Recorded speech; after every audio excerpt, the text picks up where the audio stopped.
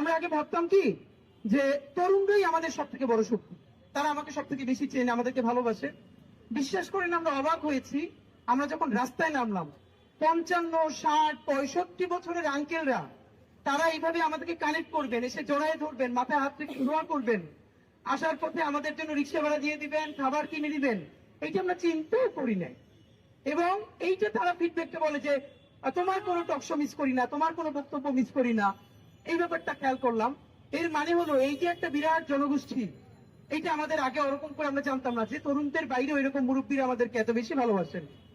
আমাদেরকে সব থেকে বেশি ভালোবাসেন বাসায় বসে আন্টিরা এবং আমাদের বোনেরা।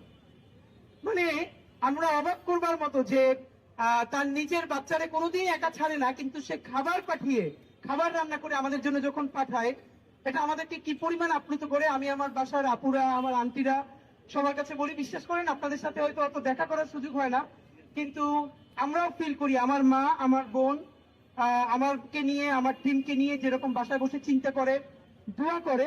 আপনারাও আপনার সন্তানের সাথে দোয়া করার সময় আমাদের দোয়াও করেন, এটা আমরা টের পাই। আপনারা আমাদের সালাম জানবেন।